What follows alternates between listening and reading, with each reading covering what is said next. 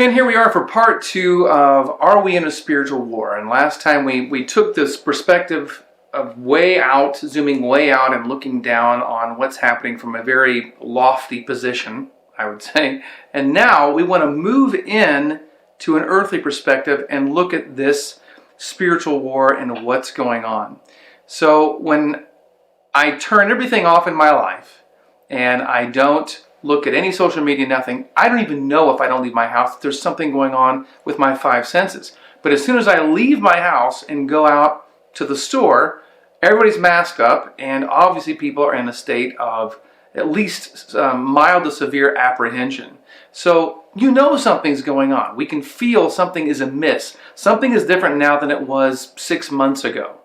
So how do we move through this? If this is some sort of spiritual war, and we can sense it every day, we can see it, we can hear about it, what do we do to get to the other side of this thing? Not just by surviving it, but by thriving through it and coming out on the other side more mature and more whole than we went in 6 months ago. What do we do? It's a good question. Well, in the most basic understanding, when you're talking about a spiritual war, what that basically means is good versus evil. Yeah? Would you agree with that? That's typically how we think of it, yeah. 2 opposing sides, dark and light. Right, because if you're talking about a war, then there's some type of fight going on. And when you talk about spirituality, you're thinking about the darkness and the light. So in order to thrive in a spiritual war, in order to win in a spiritual war that's about good and evil, one has to really go deep into thought about what is goodness. What does that entail? And then how do I embody that? And the thing is that people are going to have different opinions of that. Don't they though? Mm-hmm. I mean, both sides think the other side is the dark side. Well, this isn't about necessarily sides when you're talking about it in this way. When we talk about it in this way, we're saying as an individual, the only way that you win a spiritual war is by the heart of each individual person coming into its full expression of love. Okay? So that's the only way a spiritual war is won. So when we were giving a zoom out view of that, and we said in the largest view of this, in the most zoomed out view of this, there isn't a war, because the dominant vibration is goodness, the dominant vibration is love, and it will terraform anything else. The question that comes after that is, how long will it take?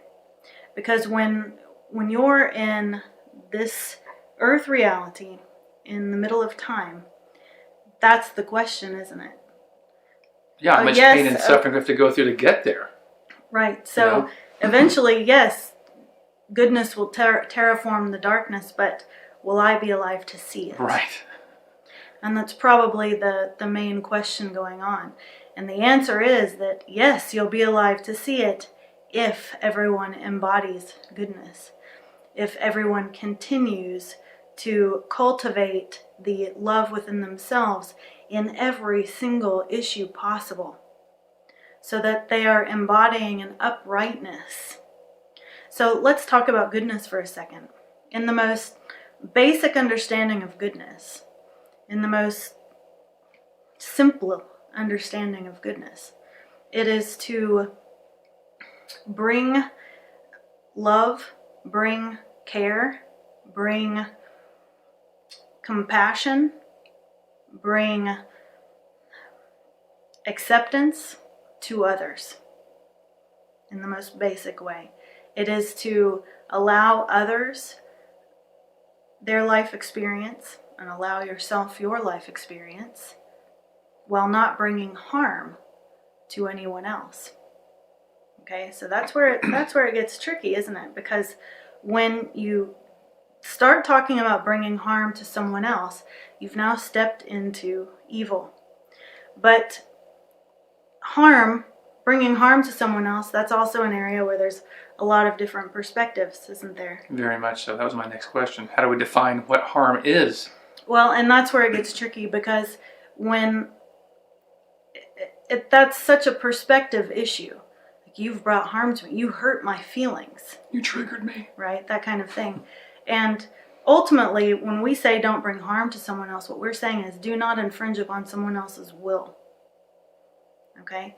So break that one down a little further. What does that mean, someone's will?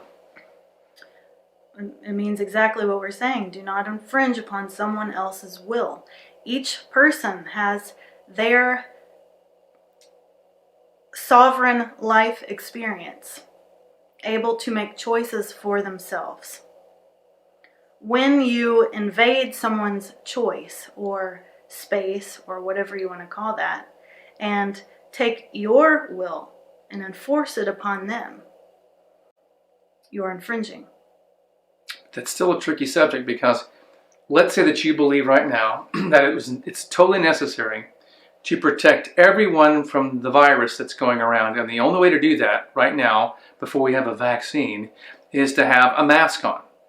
And that you're infringing on my will, my sovereignty, by not wearing a mask and breathing in my space, coughing or sneezing, heaven forbid, that would happen. That's infringement on my space.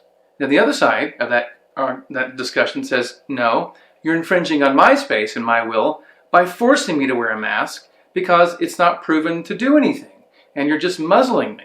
So how do we know, with this idea of will, who's right in that situation? Well, the mask one's pretty easy. Do you naturally have a mask on your face? Not in our culture, no. Okay, so that, just by that very nature, if you don't naturally have a mask on your face, then it is fair to reason that wearing one on your face should be your individual choice, yes? I agree with you. Of course, I do. Well, we're just explaining how this goes. Yeah, I get where you're going with it. But the other side could still say, but these aren't usual circumstances. You're trying to define right now as if this is the way it's always been, and we're told that it's very different. These are deadly times. We must do different things to protect each other during these very unique times. So how can you say that, well, you don't wear a mask on a regular basis, therefore how's it okay to wear one now? And the argument could be because these are unusual circumstances. Well, certainly they're unusual circumstances, but it doesn't change the fact that you each have your own personal space and your body is your own. Okay, so if you want to put something on your face which causes you to not be able to breathe correctly, causes you not to be able to speak well so others can't hear you, causes you not to be able to express your smile, etc., that really should be your choice or not to put that on your face. Now, we would say in the same breath, if you're someone who's not wearing a mask and you walk into someone's personal space and you blow on them, then you're infringing upon their will. Right. Okay? So, in our opinion, what you're seeing right now is people being way too up in each other's business. Yeah. Which is an ongoing issue, really. And when you really examine so many of the rules in society, so many of them are unnecessary and really just up in your business. But why are the rules created?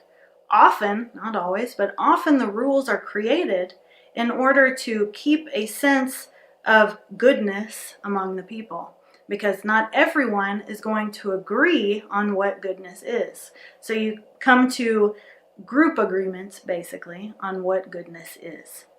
Yeah? Yeah. Then you make stated rules, written rules that are spelled out so everyone can read them and know exactly where you stand, so that we're all in an agreement in our consensus behavior. Right. But it doesn't change the fact of what we said at the very beginning, which is if you want to win a spiritual war, you hold yourself accountable to embodying goodness in every way possible. So you said accountability twice now, so I'm taking this as a theme, that accountability is key to moving through the spiritual war in a way that is kind. It is the key. If you want to win a spiritual war, you take full accountability for yourselves. And that is a multi-layered issue, because when one takes full accountability for themselves, You no longer can take your power and hand it to others and play the victim. So it takes a lot of strength and responsibility to really own your life in this way.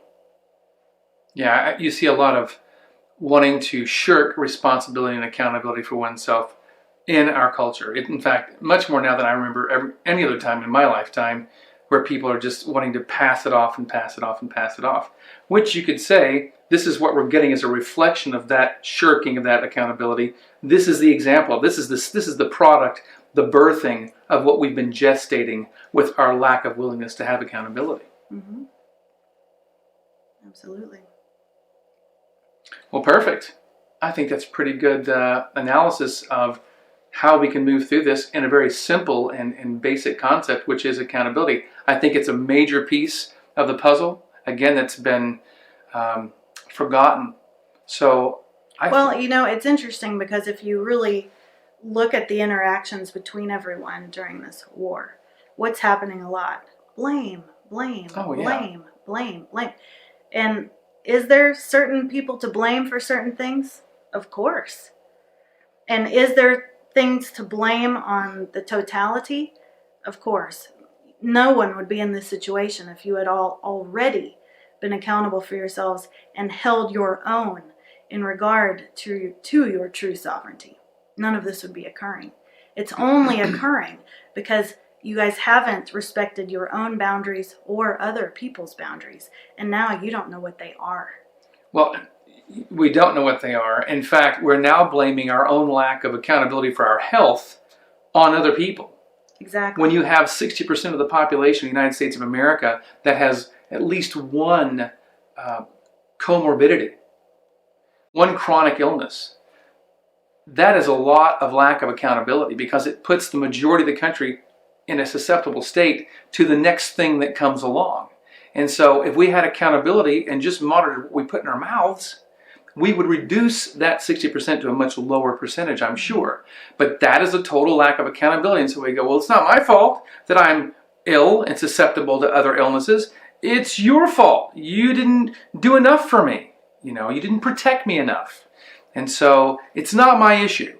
But again, we're back to this accountability thing. And so if we take full accountability for our own health, our own actions, our own lack of action, our inaction, then things start to change and respect is then restored. And if you take accountability for your own knowledge and lack of knowledge, and that's the other thing that's really happening right now is a lack of knowledge because of laziness. That's true. And there's really no excuse for not having knowledge at this point. You can really seek out knowledge on every single issue. You can. It's at your fingertips. Accountability for being knowledgeable, mm-hmm. and accountability for recognizing where there's ignorance and strengthening that area. Accountability for diligence in one's physical health, mental health, emotional health. Accountability for one's life in every way possible. If every single human being took accountability for their life and stopped infringing upon the life of another in order to get something out of it that they want, which is manipulation, which is selfishness, you'd have a healthy world. The spiritual war would be won. Wow. Beautiful. Well, thank you guys for joining us for this part 2 of Are We in a Spiritual War? And we look forward to talking to you again in the near future. Bye-bye. Bye.